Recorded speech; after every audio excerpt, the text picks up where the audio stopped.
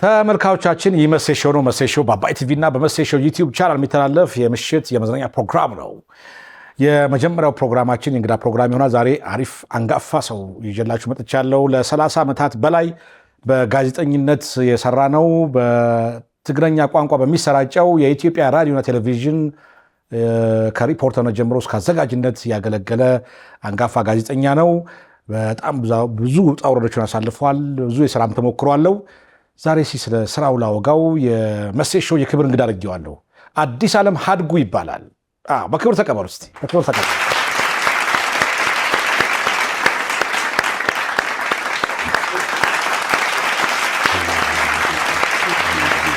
አዲስ ዓለም ሀድጉ እንደምን አለ? እንደምን አለ? ደህና ነህ? እንዴት ከርመሃል? ሁሉ ሰላም? እስቲ በክብር ተቀበሉት። አንጋፋ ጋዜጠኛ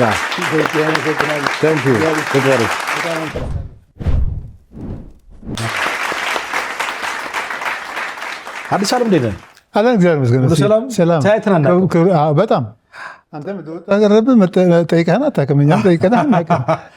ጡረታ ወጣ አይደል?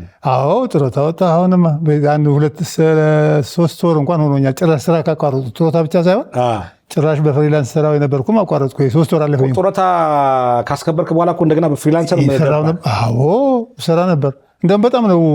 አሁንም መቀጠል ይችል ነበር። ያው እንግዲህ ያ ውሳኔ ነው፣ የማኔጅመንት ውሳኔ መቀበል ስላለብህ ነው እንጂ ደግሞ እድለኛ ነኝ።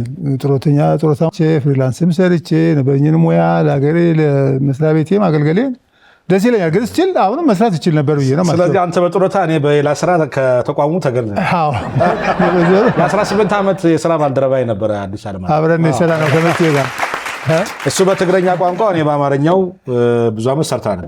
በጣም ያው ታውቁት ይሆናል። ደግሞ የስራ ባልደረባ ብቻ አይደለም፣ አርቲስትም ነው፣ ተጫዋችም ነው። ሻይ ስትጠጣ ሻይ ብትታፍቀው ብቻ ሳይሆን የመሰለኝ ጨዋታ ያብራል። ተጫዋች ነው። በጣም አሪፍ ጊዜ ነው ያሳለፈው። በጣም አንተም ደስ የምትል የስራ ባልደረባ ነበርክ። በጣም ጥሩ ሰው ነህ። በኢትዮጵያ ቴሌቪዥን ውስጥ ከማረሳቸው ጋዜጠኞች አንተ አንዱ ነህ። ያው ብዙዎቻችን እንግዲህ በአማርኛ ስለሆን አንተ ደግሞ በትግረኛ ስለሆንክ የአማርኛው ኦዲየንስ ላያውቅህ ይችላል። የትግረኛው ኦዲየንስ ግን በጣም የሚያውቅህ ነህ። ግን በስራ ባልደረባነት ደግሞ ኢትዮጵያ ቴሌቪዥን ውስጥ በጣም የሚታወቅ ጋዜጠኛ እና የምትወደድ በሁሉም የምትወደድ ነው። የአማርኛ ኦዲየንስም ግን ሊያቀን ይችላል ብዬ አስባለሁ። እንዴት መሰለህ መጀመሪያ ድሮ ቴሌቪዥን ስንቀጠር አንደኛ ፊልድ ስትሄድ ለአንዱ ቋንቋ ብቻ አይደለም የምትሄደው። ለምሳሌ የአማርኛ ሪፖርተር በአጋጣሚ ትግርኛ የሚችል ኦሮምኛ የሚችል ከሆነ ዜናም ፕሮግራም በሱ እንዲሰራ ይደረጋል። ስለዚህ አልፎ አልፎ እኔም በአማርኛ ሰራ ነበር እና አንዱ ትንሽ ብልጭታ የሚጠፋ አይመስለኝም። በምልክት የሚያቀኝ ሰው ማንኛውም ያው በደንብ እንዲያውቁ ፈልጌ ነው። ብዙ ሰዎች ብዙ ጊዜ ብዙ ዓመት ሰርተው አይታወቁም። ለዛ ብዬ ነው። ጥሩ እንግዲህ አንተ በጣም 30 ዓመት እንግዲህ ከ30 ዓመት በላይ ሆነሃል በጋዜጠኝነት። የእኛ ሲኒየር እኮ ነህ አንተ። ጠቅላላ በመንግስት ስራ ወደ ግማሽ ክፍለ ዘመን አገልግያለሁ። በቃ ሌላ ቦታ ቢሆን እኮ ጊነስ ቡክ የሚመዘገብ ነው። 2 ዓመት ነው የቀረኝ እንጂ 48 ዓመት በመንግስት ስራ አገልግያለሁ። እድሜ እኮ ማለት ነው ያገለገልኩ። በቃ እኔ ሲጀምር አንተ ተወለድክ ማለት ነው። ከባድ ነው ግን ጋዜጠኛ ኢንተርቪው ማድረግ በጣም ከባድ ነው። ማውራት መጫወት ነው እንጂ የምናውቀው የጋራ ታሪክ ነዋ። ስላሳለፍ ነው ስላለንበት ነው የምናወራው። ስለዚህ ብዙ አይከብድም። እንዲሁም ቀለል ብለን ነው እና ይህን ያህል ዓመት ከ30 ዓመት በላይ እያሳለፍክበት የጋዜጠኝነት ሙያ የገባበትን አጋጣሚ ታስታውሷል? እንዴት ነው የገባው? በጣም ነው ትዝ የሚለኝ እንጂ የሚገርም ድሮ ያው ቴሌቪዥን ኮመን አልነበረም። መጀመሪያ ቀበሌ፣ ከዛ ደግሞ ሀብታም የሚባሉ ሰዎች ነው ቴሌቪዥን ያላቸው እንጂ እንዳሁኑ በየቤቱ ቴሌቪዥን የሚባል የለም። እና ድሮ መምህራን ሆነን አስተማሪ ነበርኩ። ባይዘው 19 ዓመት አስተምሬ ነው እንደገና ወደ ቴሌቪዥን የመጣሁት። ስለዚህ ስደምረው ነው 48 ዓመት ያልኩ ለዚህ ነው። ስለዚህ ጋዜጠኛው ግን 30 ነው። ጋዜጠኛው 30 ነው። እንደዚህ ተሰብስበን ቴሌቪዥን እያየን ማስታወቂያ ይነገራል። ቴሌቪዥን አዘጋጅ ይፈልጋል እንዲህ የሚያሟላ ምናምን ሲል ጓደኞቼ ምን ይሉኛል፣ ይሄ ማለት እኮ ስምህ ነው እንጂ ያልጠራው አዲስ ዓለምን እንፈልገዋለን እኮ የሚለው ይሄ ማስታወቂያ አለ። ሂድና ተመዝገብ አሉኝ። ሂጅ አልተመዘገብኩም። ፈታኞች መቀሌ መጡ። ተፈተን ያው የፈተናውን ያህል ያገኘሁት ውጤት ያህል እንኳን ባይሆን እዚህ ተቀባይነት ያገኘሁት እኔ ፈተና አካዳሚክም ቢሆን እንደዚህ አይነት ነገር ብፈተንም ችግር የለብኝም እግዚአብሔር ይመስገን አንደኛ ወጣሁ። ኦኬ ግን አልመጣሁም። እሺ ለምን መሰለህ አልመጣሁት? ቴሌቪዥን አሁንም ያው ስሙ እንደምታውቀው ነው ትልቅ ደሞዝ ነው ያለው ምናምን ነገር ሲባል እኔ እዛን ጊዜ ኤክስፐርት ነበርኩ ትምህርት በሬዲዮ። እሺ ስለዚህ ከትምህርት በሬዲዮ ሳገኘው ከነበረ ደሞዝ ያነሰ እንጂ የበለጠ አይደለም ይሄ ደሞዝ። ስለዚህ በቃ አልመጣም ብዬ 1 ዓመት ከምናምን ነገር ቆየሁ። ግን የድሮ አለቆች በጣም ጎበዞች ናቸው። ምን ያህል ይጠቅማል እንዲህ አይነት ሰው ብለው ስለሚያጣሩ አሁን መዋቅር እየሰራ ነው። በእርግጥ አንተ የምታገኘው ደሞዝ እና እኛ ደሞዝ ይለያያል። አንተ ጥሩ ደሞዝ የምታገኘው ነገር ግን አሁን የምታገኘው ደሞዝ ያህል መድረስ የምችልበት እድል እኛ ጋር በጣም ሰፊ ነው። ትንሽ ታገሰን። ሙያህን ግን እንፈልገዋለን። ድምፅህ ጥሩ ነው፣ አናባብህ ጥሩ ነው፣ ቋንቋህ ጥሩ ነው። ስለዚህ እንፈልግሃለን ብትመጣልን ብለው በቃ ምን ልመና ነገር ብለው ዲል አደረግ። ሙያውን ወደዋለሁ። የመጀመሪያ መከራከሪያ ደሞዝ ነበረ። ግን እንደመጣው ሙያውን በጣም ወደድኩት። እኔ በህይወቴ ሁለቱም የሰራሁት ሁለቱም ወዳቸዋለሁ። እኔ አሁን ማስተማር እድል ባገኝ አይደለም ትንሽ ተንቀሳቀስ ምርኩዝ ይዤም ብሄድ ባስተምር ደስ ይለኛል። አሁን ብዙ ጊዜ ሰው አሁን አስተማሪ እኮ አሁን ብዙ ክብር የለውም አስተማሪ እንዲሆነ ይላል። መጀመሪያ ነገር ያለ እንትን ያደረገው እንጂ አስተማሪ የማይከበረው ከራሱ በሚመነጭ ችግር ነው። አንደኛ አስተማሪ ስትሆን የምታውቀው ነገር ማወቅ አለብህ። የምታስተምራት ነገር ማወቅ አለብህ። ማወቅ ብቻውን ደግሞ በቂ አይደለም፣ መዘጋጀት አለብህ።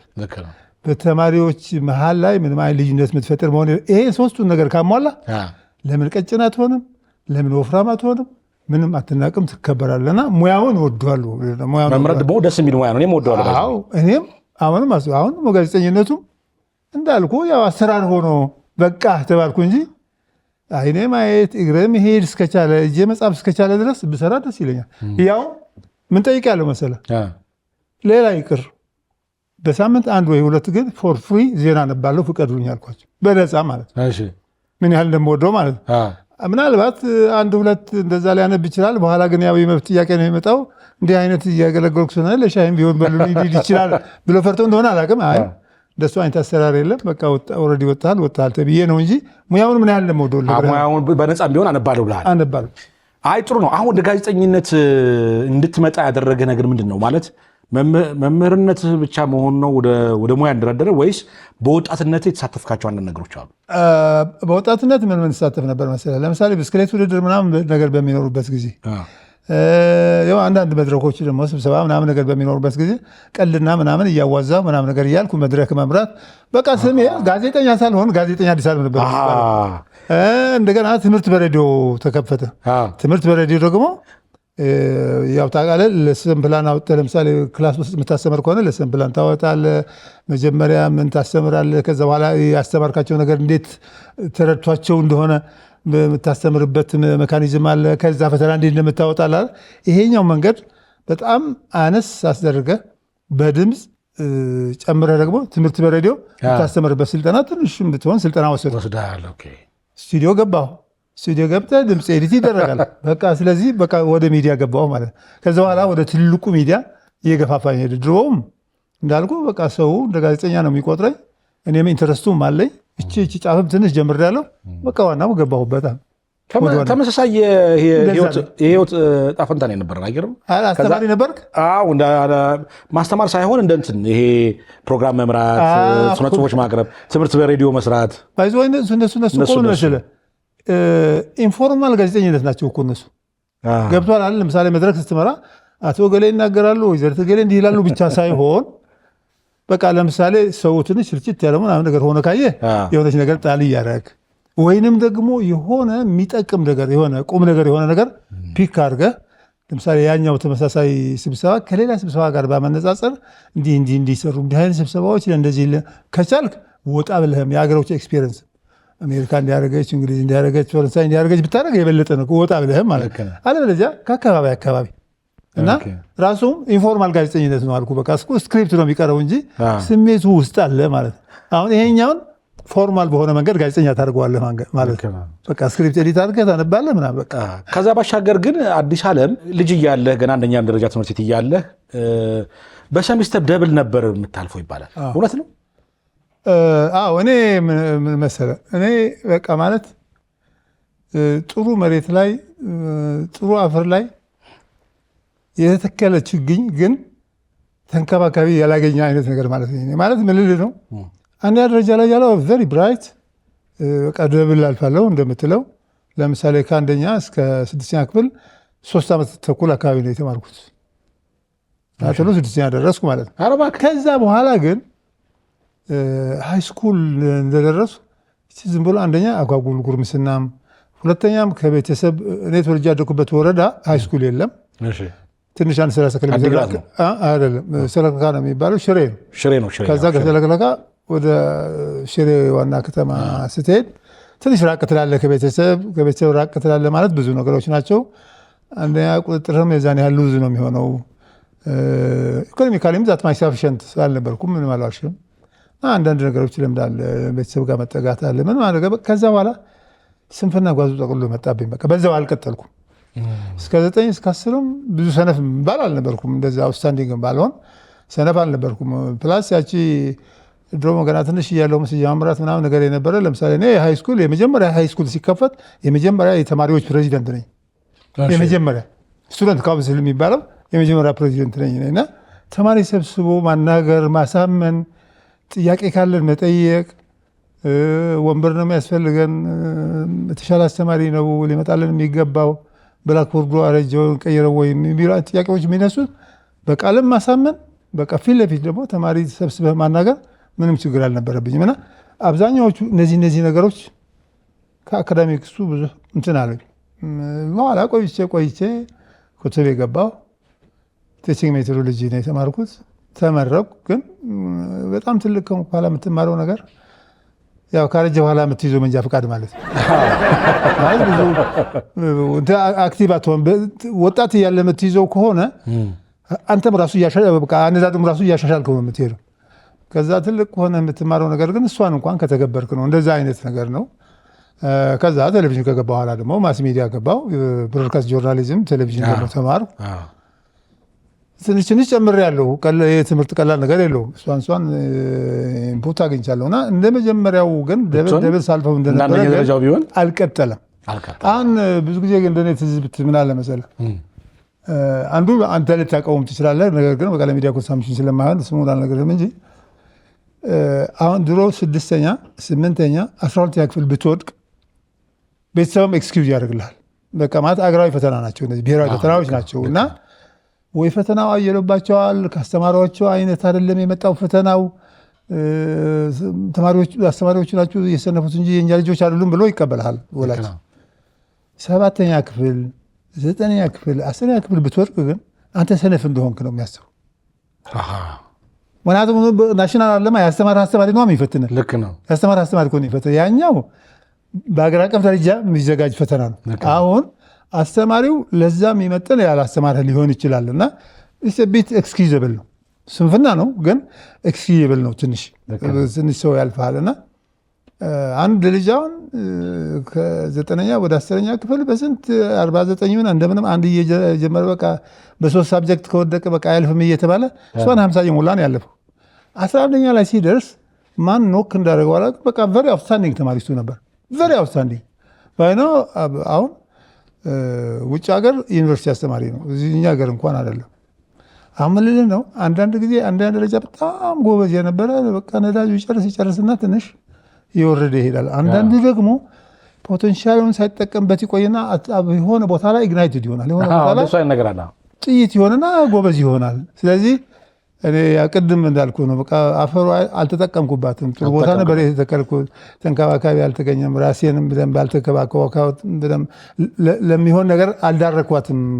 ዞሮ ዞሮ አሁን ከአንተ ይኸው ተሞክሮ መረዳት የሚቻለው መጀመሪያ አንደኛ ደረጃ ጎበዝ የሆነ ሰው በቀጠል አለበት እስከ መጨረሻው። እሱ ነው መሆን ያለበት።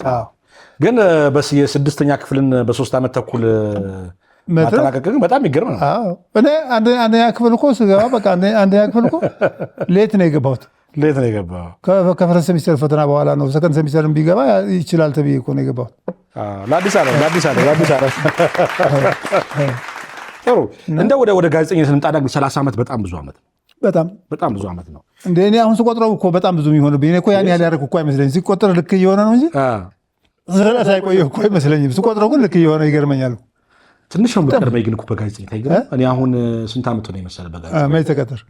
91 አንተ 88 89 89 ነው? አዎ 89 እንግዲህ አንድ 2-3 ዓመት ነው የምትቀርበኝ ማለት። 2 ዓመት በቃ ያው አንድ ላይ ነው። አንድ ላይ ተመሳሳይ። በጣም ይገርማል። እንደው ታዲያ በ30 ዓመታት ውስጥ የማይረሱ የስራ ተሞክሮች ይኖረዋል ብዬ አስባለሁ። እንደው አንዱ እንድትነግረኝ ትችላለህ? በጣም አሪፍ ደስ የሚለኝ በቃ ማለት ጋዜጠኛ መሆኔ በጣም ሳትስፋይ ካደረገኝ አንድ ጊዜ ለጓይላ ጆሴፍ ለጓይላ የሚባል ነበረ በዩናይትድ ኔሽንስ የዋና ጸሐፊ ሬጂናል ዳይሬክተር የነበሩ ሰውዬ ናቸው ማለት። ከዛ በኢትዮ ኤርትራ ጦርነት ጊዜ አልነበረም። ከዚህ ከአፍሪካ ህብረት ሆነው ላይቭ ጥያቄ እናቀርብላቸው ነበር። ከኤርትራም ጋዜጠኞች ይጠይቃሉ፣ እኛም እንጠይቃለን። አንደኛ የቴክኖሎጂ አድቫንስመንት በጣም ነው ደስ ያለኝ። ሁለተኛ ደግሞ ትዛት ኤክስተርን ኒውዮርክ ያለ ሰውዬ እዚህ ሆነ ማናገር መቻላችን በጣም ነው ደስ ያለኝ እና ማረሳው ጥሩ ነገር ነው። ማረሳው ሌላ መጥፎ አጋጣሚ ደግሞ በኢትዮ ኤርትራ ጦርነት ጊዜ ከቡሬ እስከ ባድመ ስንዞር ወይዘሮ አልማዝ በኩ አፈ ጉባኤ ነበሩ። እሳቸው ነበር የሚመሩት ቡድኑ። እሳቸው ከአክሱም ተመለሱ። እኛ ባድመ ደርሰን ስንመለስ ደብረ ብርሃን ስንገባ 1:30 ወደ 2 ሰዓት አካባቢ ይሆናል። በቃ ግን መሽቷል። ማደር እንችል ነበር ደሩ ተብለናል። በቃ ሾፌሮቹ ግን ግድ የለም በቃ እዚህ ደርሰን ምን 100 ምናምን ኪሎ ሜትር ኮና ምናምን ነገር ብለው እንቅልፋቸው አልጠገቡም። እና አንዱ ሾፌር ልክ ከመንገድ ወጥቶ ውሃ ሞልቷል ሜዳው አስፋልት መስሎ ዝም ብሎ ገባ ውሃ ውስጥ። ግን ትረፉ ሲላቸው እዛ ውሃ ውስጥ የነበረ አንድ ድንጋይ ላይ ሄዶ ነው ቁጭ ያለው መኪና። ወደዚህ ግን አይሄድም፣ ወደ ኋላ አይመለስም፣ ወደ ጎን አይሄድም። በቃ እዛ ጋር ሄዶ ቁጭ ብሏል። እዛ የመከላከያ እነዚህ ዚሮዎች ምናምን ነገር መኪኖች ተጠርተው በገመድ ተጎትቶ ነው ወደ አስፋልቱ የመጣው። አሁን እነሱ ብዙ መኪና ነበር፣ ይሄ ፊት የነበረው መኪና ነው። እኛ ሁለተኛ መኪና ነን። ይሄን አደጋ አላጋጠመ ነው። ከኛ ጋር የነበረ ታደሰ በላቸው የሚባል ምናልባት የምታውቀው ከሆነ በቃ ወንድሞቼ የሆነ ነገር ገጠማቸው ብሎ እነሱን ለማየት ሲሄድ ገባ እሱ። አሁን እነዛ ቀድመው የሄዱት ኦልሬዲ ገብተዋል ብለን ተስፋ ቆርጠን ከነ መኪናቸው ውስጥ ገብተዋል። ዋና የሚችል ከሌለ ወይ ሰው ካላወጣቸው የሆነ ጉዳት ሊደርስባቸው እንደሚችል እንትን ብለናል። እኛ ጋር የነበረው ወርዶ ሲገባ ግን የያዘነን እሱ ነበር። ግን ተረፈ። እንኳን ተረፋቸው፣ እንኳን ተረፈ። ዛሬ ቀላቀለ ተረፈ። ስለዚህ ማትረሳው የኢትዮ ኤርትራ ጊዜ ነው። ከባድ የዘገባ ጊዜ ነበረ። ጊዜ አስታውሳለሁ። ጊዜ አንድ ጊዜ በቃ አሁን ትእዛዝ ይሰጣችኋል፣ እንቅልፍ አይወስድም። አንድ ነገር ሲባል ብድግ ማለት አለብህ ነው የምትባለው። አንድ ቦታ ነው የምትተኛው፣ አንድ ሆቴል ውስጥ።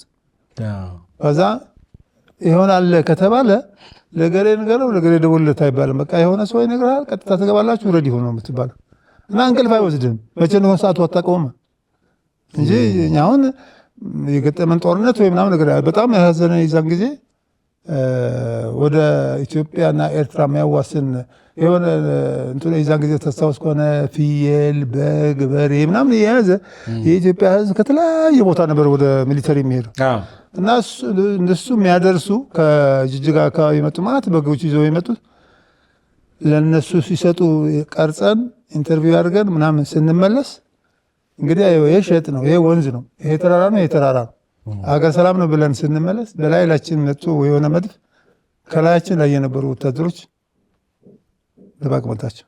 መጽሔት ወደዚህ ሰውነታቸው ወደዚህ በህይወት የማረሳው ማለት ነው። የሰው ልጅ ደግሞ እንዲሁ ቆመው ስታየው በጣም እሱ ነበረና እንኳን ተረፋችሁ።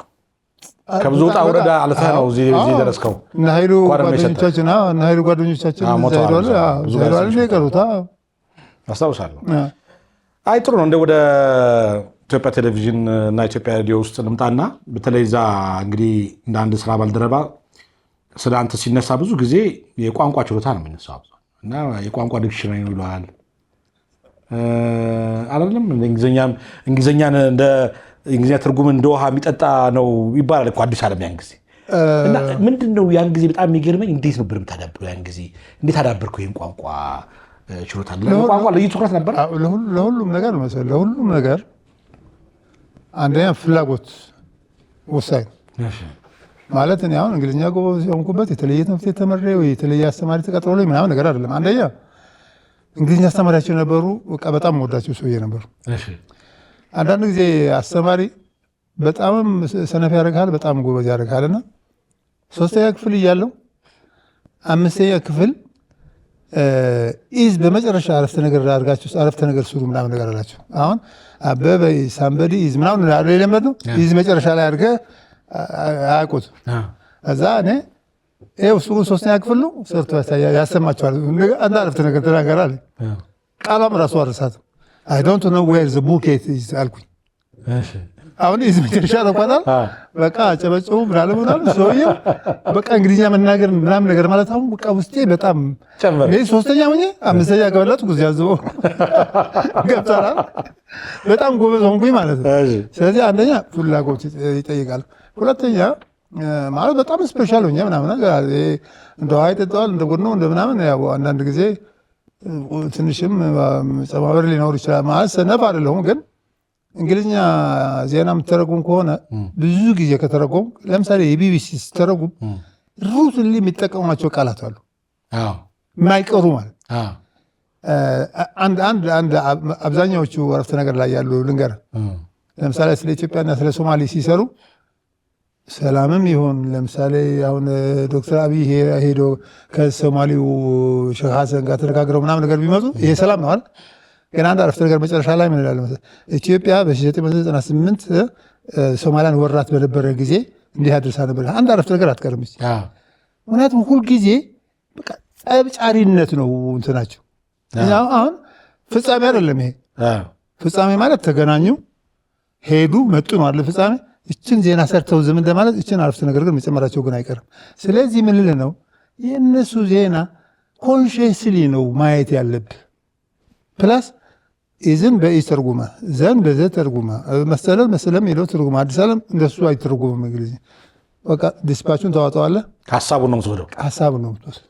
የራስ ኮርስ እነሱ መጀመሪያ ያደረጉት አንተ መጨረሻ ልታደርገው ትችላለህ። እነሱ መክፈቻ ያደረጉት አንተ መዝጊያ ልታደርገው ትችላለህ። ይሄን ከተሞክሮ ያመጣሁት ነው።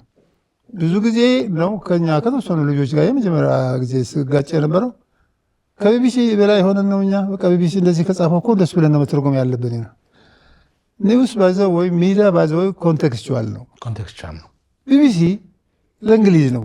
ቢቢሲ ለኢትዮጵያ አይደለም። አሁን ብዙ ሰው ሲኤንኤን ምናምን እኔ ጀምሮ ሲኤንኤን እናያለን፣ አልጀዚራ እናያለን ምናምን አለ። ሎካሊ እኮ ብዙ ኮንሱም እኮ አይደለም። እኛ እኮ ነው ውጭ ያለ ነው እኮ ነው እንደዚህ የምንጠቀመው እሱ። ስለዚህ በሱ ነው ማየት። ለኢትዮጵያ ምን ትርጉም አለው፣ ለእኛ ምን ይጠቅማል፣ ምን ይጎዳል ባይባል ምን ይቀርብናል፣ ቢባልስ ምን ሳይድ ኢፌክት አለው፣ ይሄን ብለን ማሰብ አለብን ነው ይሄ ክርክር እንጂ ማለት ከማንም የበለጠ እውቀት ኖሮኝ ምናምን ነገር አይመስለኝም። ግን አነ በልምድ ያዳበርከው አንደኛ አስተማሪም ነበርክ። ምንድን ነበር የምታስተምረው ጊዜ? ምን ነበር የምታስተምረው? ሂስትሪ እኮ። ሂስትሪ እኮ ለእንግሊዝኛ ደግሞ ቅርብ ናችሁ። እንዲያውም ካልቻልክ እኮ አትማርም። በቃ በጣም ኦሪጂናል ነው። የድሮ ቋንቋ ነው። የድሮ ቃላት ነው የሚጠቀመው። ሂስቶሪያንስ እኮ ከባድ ነው ቋንቋቸው። ብዙ ጊዜ ሂስትሪ ያጠኑ ሰዎች ያስተምሩ ለኢፌክቲቭ ጋዜጠኛ ሆናል። በተለይ በእንግሊዝኛው ዘርፍ በጣም ላቲን። ግን ሌላው ኳሊቲህን ደግሞ ስታነብ እኮ አየር ላይ አትሳሳትም። እሱ አልኩ ያው ቅድም ያልነው እኮ ማለት እኔ ሪሄርስ አደርጋለሁ። ፕላስ ይዤው የምገባ ዜና የማውቀው ዜና ነው። ይሆን እንኳን አንተ ተሳስተህ ገልብጠህ እንኳን የሆነ ነገር ጽፈህ ከሆነ አየር ላይ አስተካክለዋለሁ። አየር ላይ ታስተካክላለህ? እንደዛ ብዬ አላነበው። በቃ በትክክል ነው። በአንድ ዜና አንባቢ እኮ ትልቅ ኳሊቲ ይሄ ነው። እኔ እንደዚህ ነው እንትን ለአዲስ ዓለም የዜና ወረቀት ሳይሆን የዜናውን ሀሳብ ይዤ ነው የምገባው። አንደርስታንድ አድርገው ነው። እንደዚህ አይነት ዜና አንባቢ እወዳለሁ። ግድም መሆን አለበት እንጂ ዜናውን አንደርስታንድ አድርጎ የሚያነብ የሚያርም ይፈልጋል። ምን መሰለህ አሁን መሰለህ ዜና ስታነብ ስክሪፕት ጽፎ የሰጠህ ሰውዬ እሱ ነው የሰጠው እኮ አይልም። መሰለህ ስትናገር እኮ መሰለህ እንዲህ ብሎ ነገርን እኮ ነው የሚልህ። ስለዚህ እንደዛ እባላለሁ እኔ ከተናገርኩ መናገር ያለብኝ ነው መናገር ያለብኝ ማለት ሌሎች የኤዲቲንግ ሲስተሞች ሌሎች አሰራር ነው እሱ ምንም እንትን አይልም። ግን አትሊስት እጄ ላይ የገባች ዜና ግን በደንብ አንደርስታንድ ማድረግ አለብኝ። ሰው በሚገባ መንገድ አንደኛ የሚያደናግር ሳይሆን ክሊርሊ ሊገባው በሚችል መንገድ ነው መናገር ያለብን። አንዳንዶቻችን ድሮ አንዳንድ አስተማሪ እንደሚያደርጉት ከባድ ፈተና አምጥቶ ብዙ ተማሪ ስለወደቀ ጎበዝ የሆኑ ይመስላቸዋል።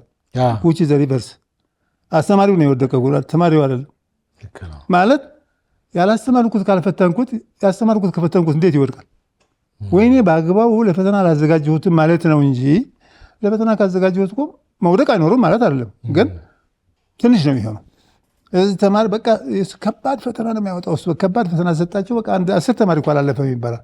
እኔ ራሴ ወደቅኩ ነው ማለት ያለበት እንደዛ ከሆነና ከባድ ቃል ደግሞ መጠቀም የለብህም ዜና ላይ የሚያሳስት 2 ትርጉም ያለው ረዥም ምናምን ነገር መጠቀም የለብህ። በቃ በተቻለ ሾርት ኤንድ ፕሪሳይዝ ሁሉም ሰው ሊገባው የሚችል በተቻለ መጠን ስታንዳርድ እስካሁን የለም፣ ግን ስታንዳርድ የሚባል አትሊስት ክሎዝ ቱ ስታንዳርድ ዋላ ስታንዳርድም ባይሆን ክሎዝ ቱ ስታንዳርድ ግን መጠቀም መቻል አለብህ እና አልሳሳትም ማለት ያው ይሄ ሁሉ ከልምድ የመጣ ከፍላጎት የመጣ ነው።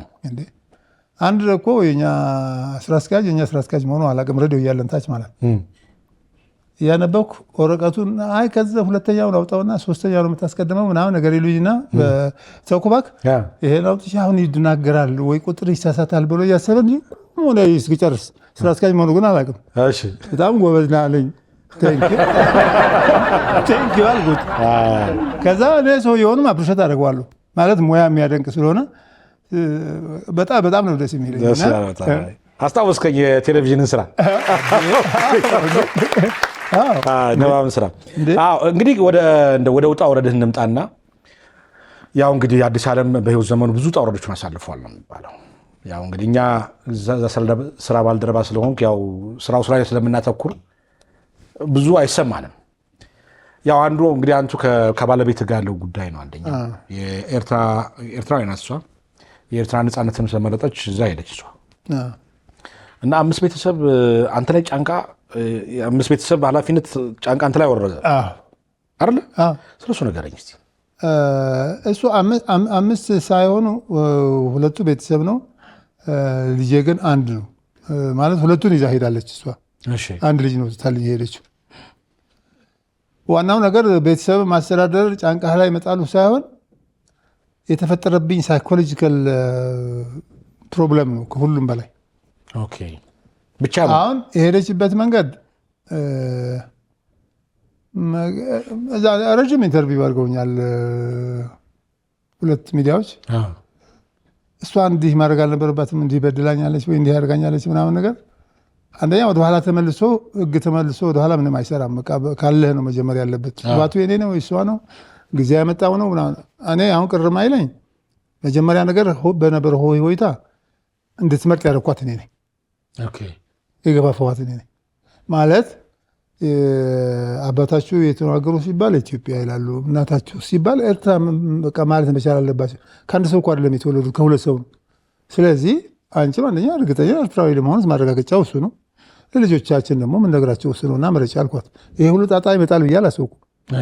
ይሄ ሁሉ የመጣ ኮተት ማለት ነው። ከዛ አንደኛ እሱ ነው። ሁለተኛ እሷ ምንም ምርጫ አልነበራትም።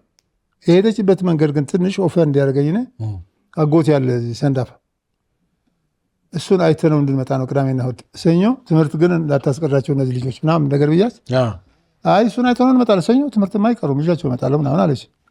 ልጆች ሄዱ። ለካ ኦልሬዲ ወስዳቸዋለች።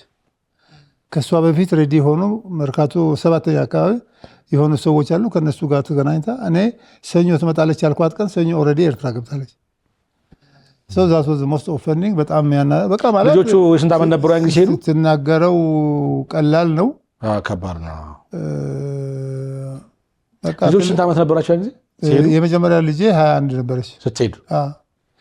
የመጨረሻዋ ደግሞ ትንሽ ናት። ዓርብ ደግሞ ነው ሰኞ የተዘጋው አይደል መንገዱ? አልተዘጋም እኮ በኋላ ቆይቶ እኮ ነው የተዘጋው መንገድማ። እነሱ ከመሻገራቸው በፊት እቺ ቁርቁስ ነበረች ሳለ የጋራ ኮሚሽን ተቋቁሞ እዚህ መጥተው ይውላሉ፣ እዛ ሄደው ይውላሉ። ከዛ በኋላ እንትን መጣ። ይሄ ምንድን ነው የሚባለው? ይሄ ባፈር ዞን የሚባለው ከዚህ መልስ እናንተም እንዳትሱ ከዚህ መልስ አሁን ባፈር ዞኑ ኤርትራ ውስጥ ነው የነበረው፣ እኛ ጋር አይደለም። 25 ኪሎ ሜትሩ ከኢትዮጵያ ጫፍ እስከ 25 ኪሎ ሜትር ኤርትራ ውስጥ ገብተህ ነው የነበረው። እና እዛን ጊዜ እንቅስቃሴ ነበረም ከዩኤኖች ግንኙነት ጋር ትደረሳለህ ምን ትመጣለህ ማለት። ከዛ በኋላ እሷ ከሄደች ኦልሞስት ከአንድ ወር በኋላ ተዘጋ። ቶታሊ ተዘጋ። የኤርትራ ጦርነት ከፍተኛ ጀመረ ተፋፋመ። በቃ ጠቅላላ ተዘጋ። ምንም እንቅስቃሴ የለ ምናምን ነገር የለም። በኋላ የተወሰነ ጊዜ በቃ ይወዛብ ኖርማል፣ ግን እየዋለ እያደረ ሲሄድ ትንሽ ሰከን ብለህ ማሰብ አለብህ። እግዚአብሔር ደግሞ ጨከን አልጨከነብኝም። አንድ ወንድ ልጅ ምን ጋር ስላለ ከሱ ጋር እንትን እንላለን። ለምን አንድ ትልቅ ኤክስኪውዝ ምን ትንሽ ራሴ የፈጠርኩት ማለት ራሴን እንትን ለማጽናናት እሱ ወንድ ልጅ ስለሆነ ምናልባት እዛ ቢሄድ ያ ወታደር ነው የሚሆነው፣ ሌላ ነገር አይሆንም። ተረፈልሱ አዎ ልጅ ተረፈልኛል እና የሁለቱን በአንድ አካክሼ ራሴን አጽናና። ከስንት ዓመት በኋላ አገኛቸው? በኋላ ከዛ በኋላ ከ18 ዓመት በኋላ ተገናኛቸው። ስትገናኙ የነበረውን ስሜት ተካተል እንመለስ። በጣም እኔ ባይዘው ታሪክ ኮሬ ስለሚነሳ ነው እንጂ እኔ ባላየው ነው ደስ የሚለኝ። ሳይተ ነው እንመለስ ማለት በጣም ነው ፈንድ የሚያደርገኝ።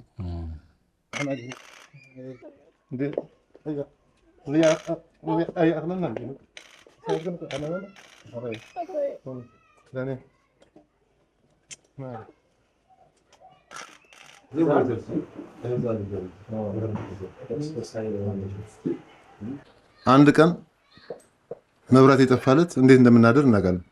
ጨለማ አንድ ቀን ማለት በወር አንድ ቀን ቢጠፋ፣ ዓመት ሙሉ ቢጠፋ ደግሞ አስቡ። 10 ዓመት ቢጠፋ ደግሞ አስላው 16 ዓመት በጨለማ አባዛ 16 የጨለማ ዘመን ነበር ማለት ነው። ስለዚህ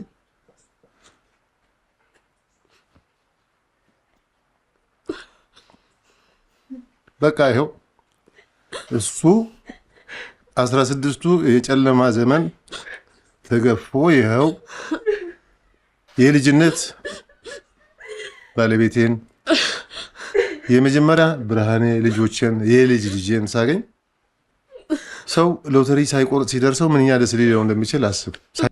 በጣም ደስ ይላል። በጣም ደስ ይላል። ያን ጊዜ በጣም አለቀስክ እኮ እንዴ! መመለ ራስ አታስታውስም? ሰለሞን ኃይለ ኢየሱስ ሲጠይቀኝ ስቱዲዮ እኮ ምን ልናገር አልቻልኩም። በበነገታዊ ተቀረጸው ተደርጎ እኮ ያነበብከው እኮ አንተን አታስታውሰው? ልክ ነው። ከዛ ሰለማን እንደዚህ ሆነ እንደዚህ ተገናኝቶ ብለህ እኮ እንደ ሜዛኔ የተቀረጸ ስለሆነ በቃ ትንሽ እኩል ነው። ያ ግን እንደ የዛም ጊዜ ብቻ መሰለህ እንደ ስለዚህ ጉዳይ ሲያነሱብኝ እኮ ነው እኔ አሁን ትንሽ ደርቋል እንጂ እምባይ ነው የሚመጣው። አሁን የት ነው ያሉት ልጆቹ? ሴቶች ልጆች በቃ ታላቋ የመጀመሪያዋ ልጅ እናቷ ጋር ናት፣ ኤርትራን ያለችው። አንዷ ደግሞ አሁን ዳዴ ብላ በዚህ በኡጋንዳ ምናምን ነገር አልካ በቅርብ ጊዜ ፈረንሳይ ገብታለች። ወንዱ ልጁ እኔ ጋር ነው ያለው። አሁን በምን ሁኔታ ነው ያለው? አንተ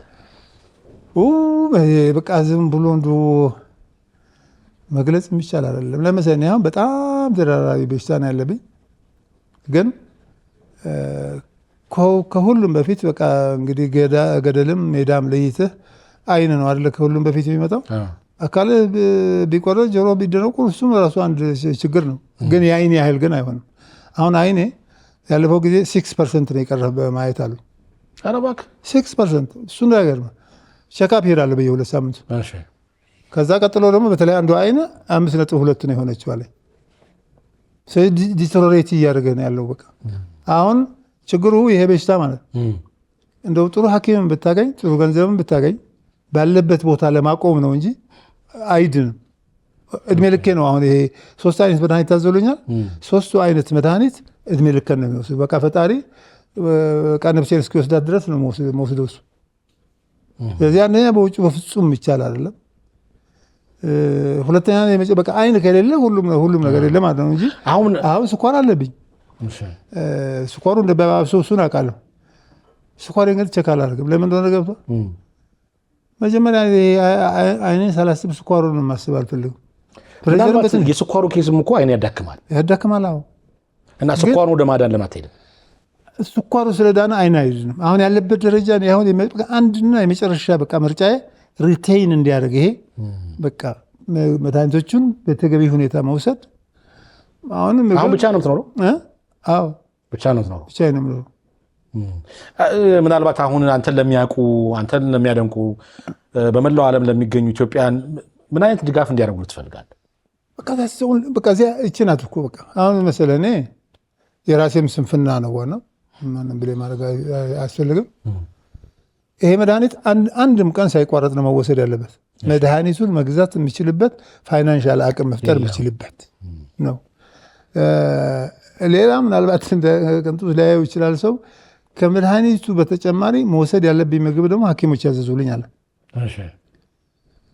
እኔ ድሮም አሁን ምን እንጀራ በሽሮ ካገኘሁ ነው በላው። ይሄ ደማ ማርጭ ላይ እኔ ብዬ ምን እንደዚህ አይነት ምግብ እንደዚህ አይነት ምግብ ልል አልችልም። በቃ እኔ ዋናው መድኃኒቱን መግዛት በቃ አቅም ከፈጠሩልኝ ሳስቴነብል። አሁን አንዳንድ ጊዜ ችግር ስነግራቸው አንዳንድ ሰዎች ልክ ስራ አቋረጥኩ አይደል ለዛች ወር በቃ አንዱ ጤፍ ምን ያህል ብር ብናወጣለት ያግዘዋል።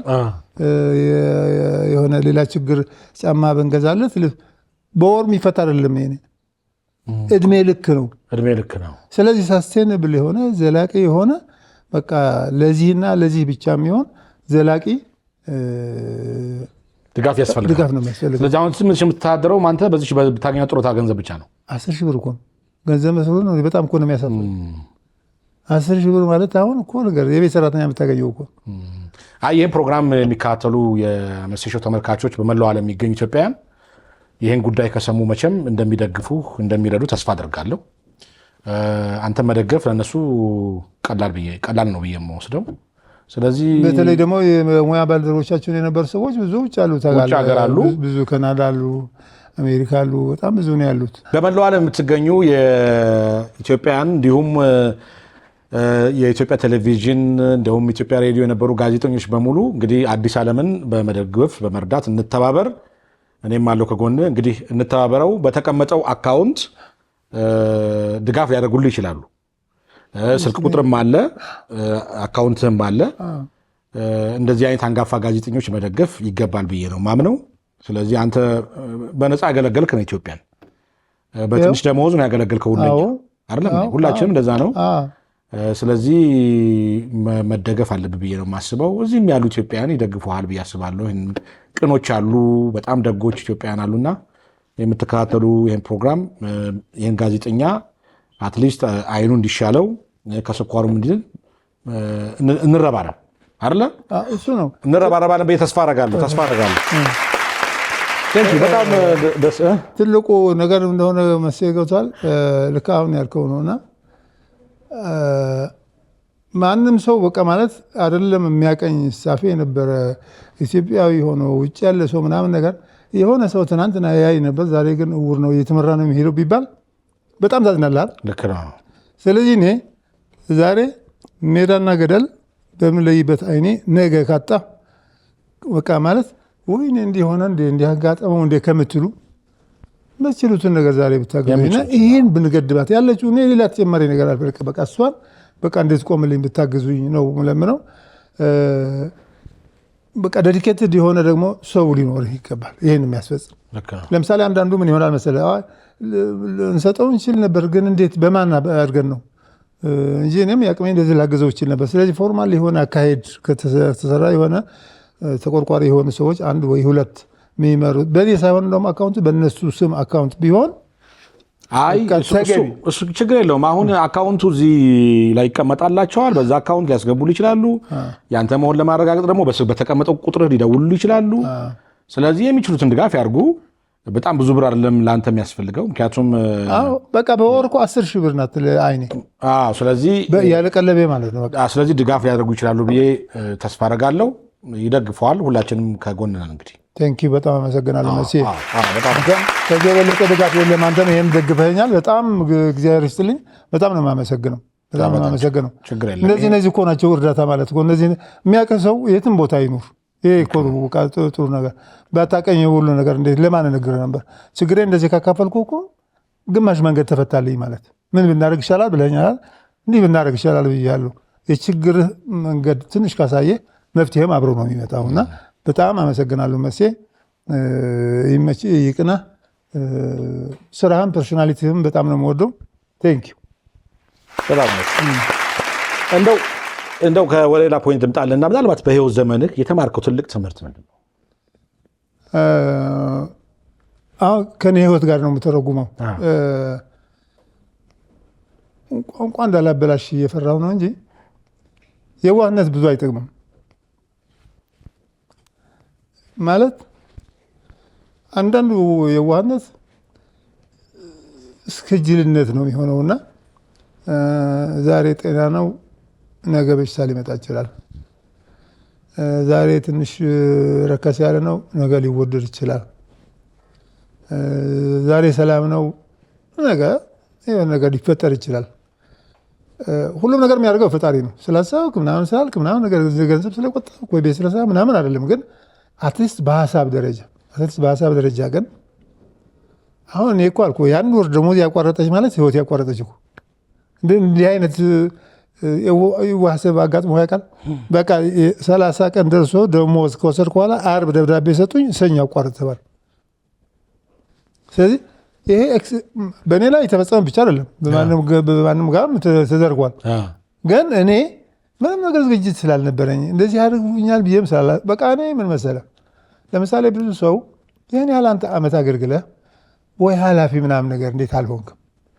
እንዴት ራስህን አልቻልክም? እንዴት ቤት አልኖረህም? እንዴት ማለት ነገር ይለኛል ሰው።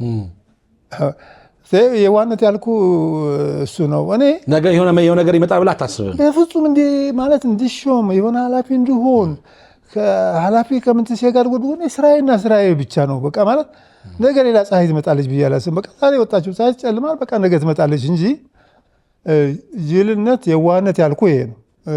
ምንድን ነው የሚባለው መሰለህ? ሞኝ እረኛ እንደ ልጃቸው ለምን አላዩኝ ብሎ አለቀሰ ይባላል።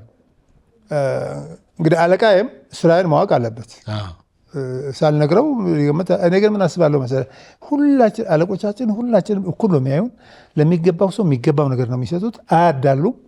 ስለዚህ እኔ በምሰራው ስራ ተገቢው ነገር ላገኝ እችላለሁ። ምን ሽርጉድ አስባለኝ፣ ምን ጎንበስ ቀና አስባለኝ የሚል ዝም ብሎ ደረቅ ብትደምር ብትቀንስ ውጤት ማታገኝበት የለም። በቃ ደረቅ እንዲህ አይነት ስሜት ነውና ሀብት ቢት ዋይስ ነው። አሁን እኮ ለስልጣን መራኮት ለገንዘብ ምናምን እኮ አይደለም። አትሊስት ግን ለምሳሌ አንተ ከሌላ እኔ እኛ ቤት 1 2 3 ልልህ የምችል ሰው አሰልጥኛለሁ። በጣም ደስ የሚል እንደ ልጆች የማያቸው እነ ዮሐና፣ እነ ሜሪ፣ እነ አበባ፣ እነ ነፃነት በጣም ነበሪሁ እኔ በቃ ማለት ያሳደግኳቸው ልጆች ልል ይችላሉ። አንዳንዱ እንዴት እንደሚጻፈ ምንም ማያውቅ የነበረ ቀደም ተከተሉ የማይረዳው አሁን ግን ፐርፌክትሊ የሚጽፉ የሚተረጉሙ አሪፍ ስክሪፕት የሚጽፉ አሁን ዮናስ የሚባል አሜሪካ ለአንድ ልጅ ጭራሽ እሱ በልጦኝ ቁጭ አለ። የውጭ ዜናም ሲተረጉም እኔ እንደሱ አልችልም። በጣም በለጠኝ፣ አልቻልኩትም። እና ይሄን ግን ሊታወቅልኝ ይገባል። እኔ እንዲህ እየሰራሁ ነው የሚል ግን ስራህን ብዙ አታሳውቅም አንተ። አሁን እኮ ሌላ ነገር ብቻ ሳይሆን ስራ እንዲታይ ማድረግ ግን ያስፈልጋል ከመሸ በኋላ። ሁለተኛ ደግሞ ነገር ሌላ ነገር ችግር ይመጣ ብሎ መጠንቀቅና ከወዲሁ መዘጋጀትም ያስፈላጊ ነው በጣም። ይሄ ከአንተ ህይወት የተወሰነ ትምህርት ነው። ይሄ ነው መሆን ያለበት። ማንም ሰው ይሄን በቃ ልብ ብሎ ሊገነዘብ ይገባል። ስለዚህ ከአንተ ህይወት ብዙ ሰው መማር ይችላል ብዬ አስባለሁ። ትክክል አይደለም? ያው እንግዲህ በትግረኛው ዘርፍ በኢትዮጵያ ሬዲዮ እና በኢትዮጵያ ቴሌቪዥን በጣም ብዙ አስተዋጽኦ ያበረከትክና በነገራችን ላይ በ30 ዓመት ውስጥ ምንም አይነት እውቅና ያገኘ አይመስለኝም። እሱ እኮ አልኩህ ቅድም የኔ ችግር ነው። እውቅና የሚገባው ሽልማት የሚገባው አንጋፋ ጋዜጠኛ ነበረ ሰለሞን ተስፋዬ። ያለ እኮ ልንገርህ ከክፍላችን አንድ ሰው መሸለም አለበት። ተመሳሳይ ባለ አዘጋጅ የሆኑ ሰዎች ማለት አለቃችን አልነበረም። ያው ሰይፉ ደረሰበታል። ሰይፉ ይዛን ጊዜ አልነበረም፣ ጋምቤላ ነው የነበረውና እሱ ነው ወክለውኝ ሄደው። ከእናንተ ክፍል እኮ ሰይፉ ሳይወክል ነው ሄደው የሚመረጥና ማንን እንትን እንበላል እገሌ ብዬ ነው የሰጠሁት። ከሰይፉ መጥቶ ከዛ ምን አለኝ መሰለህ? አንተ እኮ ከሌሎቹ ስለምትሻል ነው የተወከልከው። ስለዚህ ካለ እኔ ያለሁ ለምነት ልማ እኔ አልለመደብኝም እንደዚህ። ስለዚህ የራሴም ስንፍና ነው ልልህ ነው። ልክ ነው። ይሁን ብቻ አንተ ለዚህ አድርሰዋል። አሁን ብቻ ህመምህን ትልቁ ነገር እሱ ነው። በቃ ለዚህ ደርሰሃል። ሕክምናህን ብቻ አሁን ማግኘት አለብህ። አይን መዳን አለበት። ጤንነት መጠበቅ አለበት። ለዚህ ደግሞ የሁሉም ድጋፍ ይፈልጋል። ፈጣሪ ያግዘኝ። በቃ እሱ በተረፈ የምታስተላልፈው የመጨረሻ መልእክት ካለ? ቅድም የነገርኩ ነገር ነው። ከተሞክሮ ያልከኝ ነገር ነው። እኔ አሁን ማስተላልፈው መልእክት ቢኖር አንደኛ በተለይ በተመሳሳይ ሙያ የነበርን ሰዎች በተቻለ መጠን ብንተጋገዝ። በተቻለ መጠን አሁን ይሄ እርዳታ የሚባል ነገር ያው ስሙ መጥፎ ነው። እርዳታ ግን እኔ የሚወስደው አድቫይስ ራሱ ገብቷል። እንዲህ ብታረግ እንዲህ ብትሰራ እኮ ትሆናለህ፣ እንደዚህ ብትሆን እኮ አንድ ነገር ትሆናለህ ማለት ስሞርተን ማለት ገንዘብ እንግዲህ አንተ ሁሉም ነገር ታውቃለህ። ምን ሰርተህ ምን ይመጣል ሌላ ነገር ነው። ግን ቤታችን ያሳለፍነው ተሞክሮ የሀገር ሀብት ነው። እኔ ገሌ እንዲህ አሰለጠንኩ ገሌት እንዲያረኳት የምልህ እኮ እኔ የተለየ ጸጋ ኖሮኝ ሳይሆን እዛ ቤት ነው የተገናኘ ነው። እኔም የቤቱ ሀብት ነኝ፣ ልጆቹም የቤቱ ሀብት ናቸው። ስለዚህ ያገኘነው ሀብት ያገኘነው ጸጋ አሁን ለምሳሌ ኢንፎርማል ቢሆን የሆነ ሻይ ቡና የምትልበት አንድ ላይ የምትገናኝ እገሌ ሴት አለ እገሌ ምን እያደረገ ነው እገሌ እኮ እንዲህ ሆነዋል ተብሎ እዚህ ድረስ ላይወጣ ይችላል። ለምሳሌ እኔ ገብተዋል ተሰባስበን ሙያችንን ፍቅራችንን ማጠናከርን ብንቀጥል በጣም ጥሩ ይመስል ሀገርም ለእኛም ደስ ይላል እያስባለሁ። በጣም አሪፍ ነው። እንግዲህ ለአንተ ብዙ ዓመት አገልግልሃል። እውቅና ይገባሃል፣ ምስጋና ይገባሃል፣ ድጋፍም ያስፈልግሃል ብዬ ነው ማምነው። በጣም አመሰግናለሁ። የህይወት ተሞክሮን ስላስተላለፍ ጥሬና ክብረህ እዚህ ስቱዲዮ ስለመጣ በጣም አመሰግናለሁ። ሌሎችም እንደሚተባበሩ ተስፋ አደርጋለሁ። ይህን አንጋፋ ጋዜጠኛ በክብር እንሸኘው። በርታ፣ እግዚአብሔር ጨርሶ ይማረክ። በርታ። Don't do